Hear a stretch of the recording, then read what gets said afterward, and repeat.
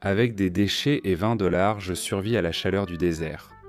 Je n'ai planté aucune graine, je n'ai pas fait d'irrigation, et sans même penser à des plantes, j'ai créé l'un des endroits les plus verts du ranch Dust-Ups.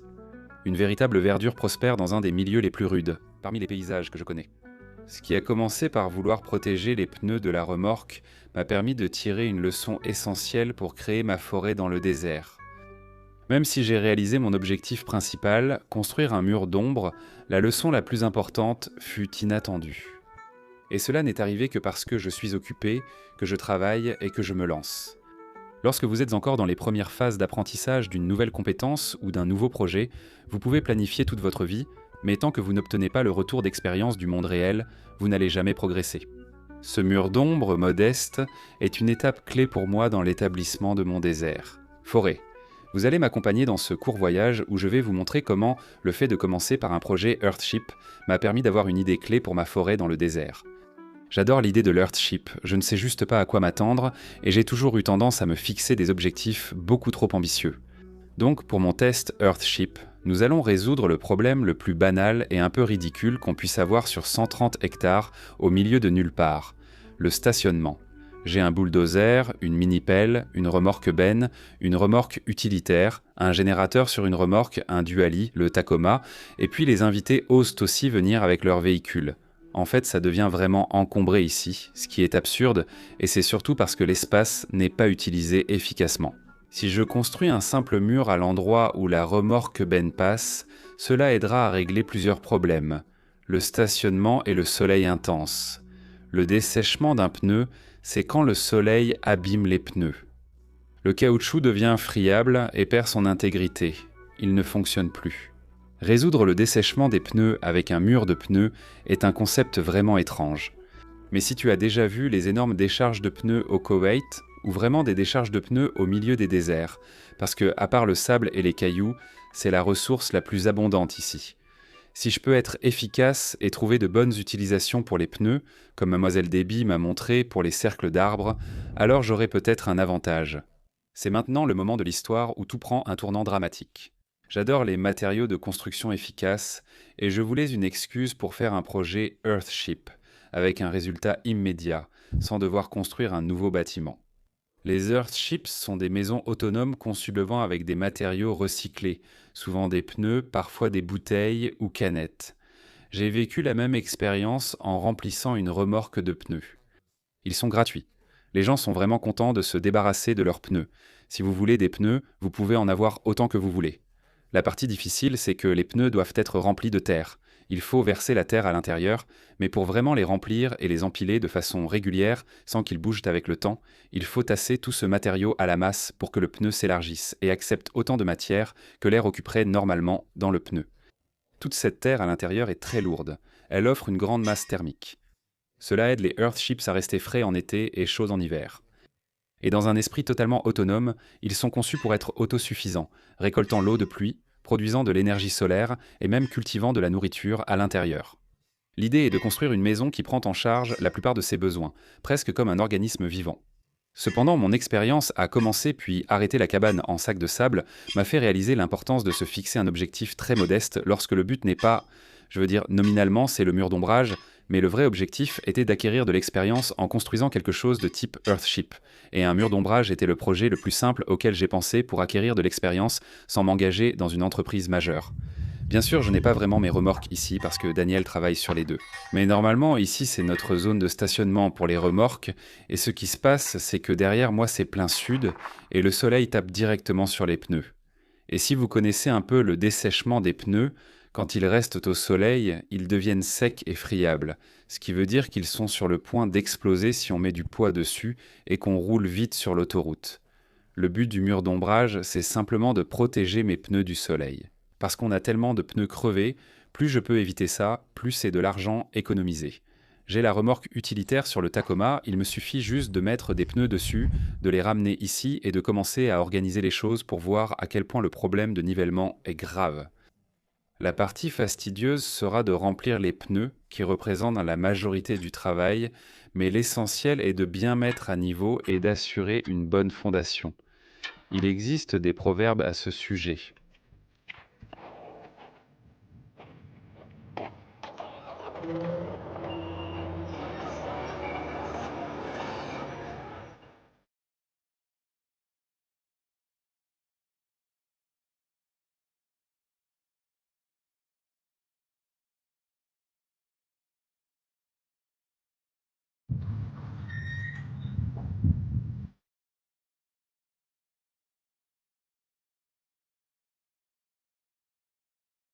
Donc on veut les mettre tous à peu près comme ça, puis passer la plaque vibrante dessus.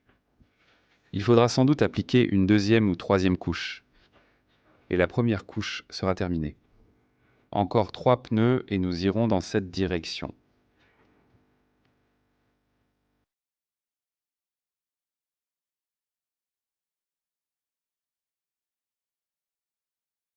Mais pas très loin dans le projet, c'est ce que j'ai réalisé.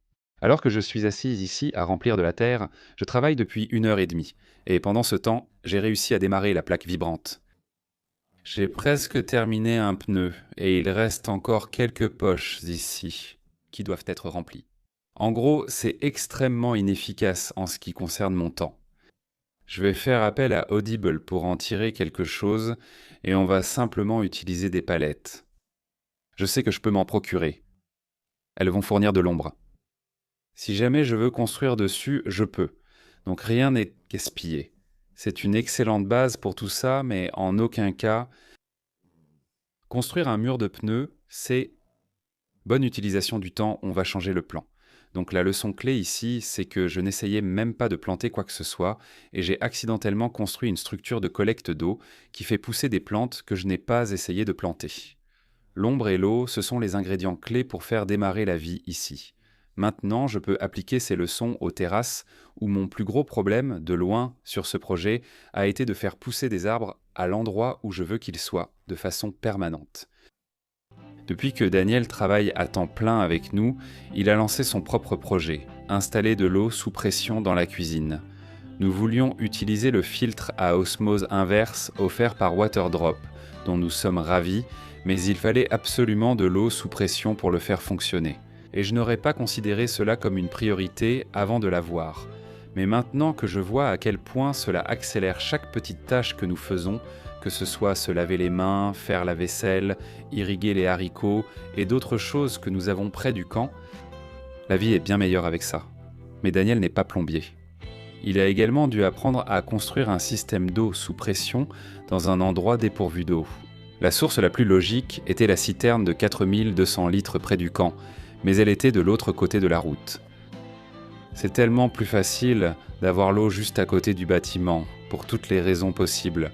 Donc la première chose que nous devions faire, c'était de déplacer une citerne qui contenait encore 50 litres d'eau, ce qui était très difficile à pomper. On se dit simplement, pourquoi ne pas pomper l'eau ? Il faut retirer l'eau du sol où elle n'a qu'1 ou 2 cm de profondeur, mais on risquait d'endommager la pompe en essayant d'enlever cette petite quantité, et on ne peut pas la vider car elle est sous le robinet. Donc la solution la plus logique était simplement d'utiliser les outils à notre disposition pour placer la citerne au meilleur endroit possible avec les ressources disponibles. Est-ce que je peux retourner ceci? Je vais garder l'attention pour toi. Je ne sais pas comment je vais faire pour que ça tienne, mais peut-être de la même façon que j'ai fait pour l'autre.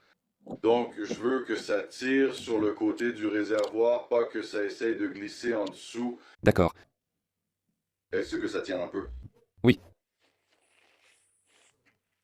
Donc maintenant, ça commence à glisser ou à faire ce que ça fait, parce qu'en tournant, ça pourrait commencer à se retirer. Oui. Ce n'est pas un problème tant que ça ne soulève pas l'autre chose.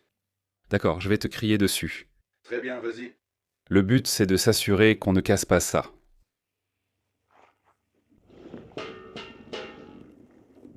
Bien ?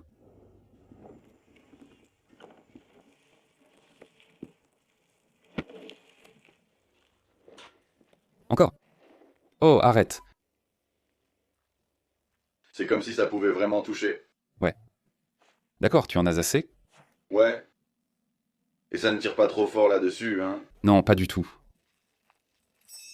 Donc ça tourne comme tu veux. Ça va être derrière. Tu devrais probablement commencer à tourner à droite. D'accord. Arrête. Tu sais, peut-être que si tu amènes le camion par ici et que tu le tires en arrière un petit peu. D'accord. Ce n'est pas idéal, mais c'est acceptable. Ça se pourrait.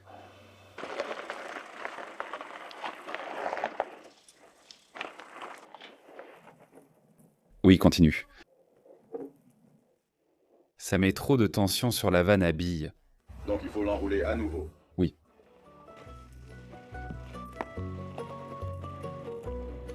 Comment veux-tu maintenir celui-ci en place?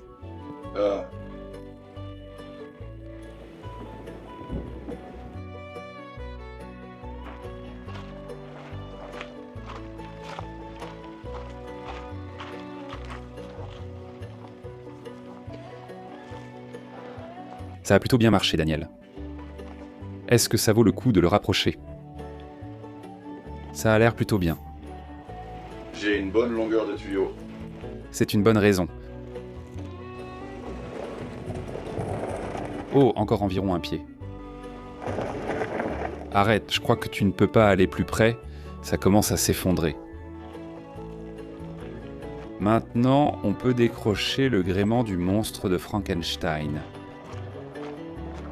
Les sangles à cliquer, c'est la victoire.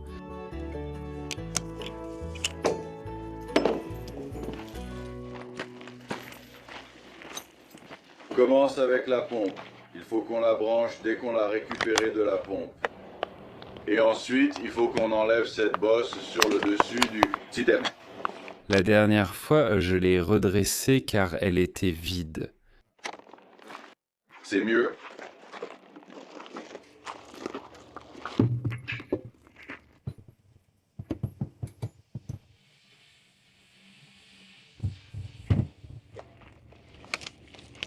On va peut-être devoir couper un peu mieux cette isolation.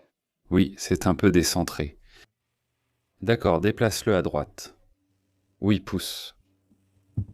Voilà, tu es passé. Et ça, c'était clairement un travail à deux. Tu as juste besoin d'enlever un peu d'isolant du tuyau et c'est tout. Voici le système final à l'extérieur, et la façon dont ça fonctionne, c'est que les pompes ici en bas font circuler vers le haut, et dans un réservoir pressurisé qui contient environ 4 ou 5 gallons, puis la pompe envoie cette eau directement à l'intérieur. Mais nous avons quelques caractéristiques importantes. L'une d'elles est ce pré-filtre, et vous pouvez voir à quel point c'est important. Cela a déjà sauvé la pompe parce que nous avons attrapé une rondelle dedans. Si cette rondelle était passée, cela aurait été un tas de ferraille à 300 $.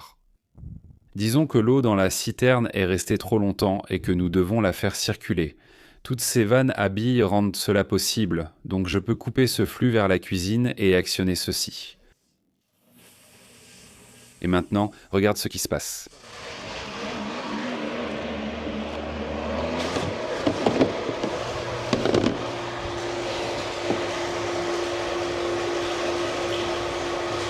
Toute cette eau circule. Supposons que nous devions aspirer l'eau d'une cuve intermédiate bulk container. Ce que nous pouvons faire, c'est ouvrir cette vanne et l'eau va entrer dans la cuve, puis nous fermons cette vanne, nous ouvrons celle-ci et l'eau va monter jusqu'en haut de la cuve exactement de la même manière que je viens de vous montrer. Ou si je dois remplir un refroidisseur par évaporation, ou vraiment faire n'importe quoi, ou même prendre une douche. Daniel a installé un robinet pour que nous puissions avoir de l'eau sous pression avec un tuyau quand nous en avons besoin. Et bien sûr, nous avons besoin que l'eau quitte la cuisine. C'est une installation temporaire, mais ce que nous avons fait, c'est que nous envoyons l'eau de la cuisine ici en bas et malheureusement, pour l'instant, nous la déversons simplement sur le sol parce qu'à un moment donné, il faut mettre un projet en pause et passer au suivant. Mais Daniel a planté des piments hatch et tout un tas de niébé et comme vous pouvez le voir, avec un peu d'ombre et beaucoup d'eau, tout a l'air incroyable. Pour vous donner une idée, l'évier, c'est un évier à double bac qui va aller ici. Les plaques de cuisson vont aller ici. Le réfrigérateur ira soit ici, soit juste par là. Je veux le mettre ici, près du bord, pour ajouter plus de placards. En dessous, ici. Comme ça, on pourra garder nos casseroles, poêles et ce genre de choses. Ceci est une finition brûlée au bois que je pense faire. Je vais mettre une couche d'huile minérale par-dessus parce que c'est sans danger pour les aliments. Je voulais juste qu'il ait un aspect plus joli que du contreplaqué simple. Cette cabane était autrefois une simple cabane de toilette améliorée. Elle a été choisie comme toilette car c'était la pièce la plus délabrée, avec moisissure et isolation en partie absente. Nous avons dû passer beaucoup de temps à rénover ce bâtiment afin d'avoir une base saine pour envisager de le transformer en cuisine. Et maintenant que Daniel dispose d'un espace propre pour travailler, il devait réfléchir à voix haute à l'agencement des éléments. Je dois m'occuper de l'évier pour pouvoir le mesurer et savoir où découper. Cette étagère va être enlevée et ensuite je dois faire passer l'électricité en dessous pour le réfrigérateur et pour le système d'eau. Globalement, c'est un travail lent, mais plus il sera facile de vivre ici et d'y rester, plus vite nous pourrons faire avancer la forêt, investir plus de travail dans sa création et peut-être attirer plus de bénévoles pour venir aider.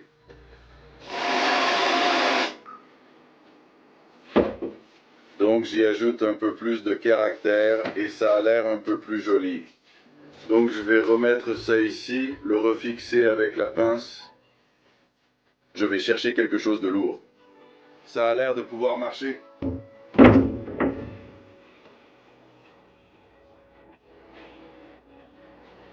Nous avons beaucoup de pierres, donc j'ai mis une pierre ici pour aplatir un peu afin de pouvoir mettre la pince en Z beaucoup plus facilement. Maintenant, je vais aller voir quelle vis nous avons. Encore une fois, tout cela est encore temporaire, mais vous voyez l'idée de ce à quoi ça va ressembler.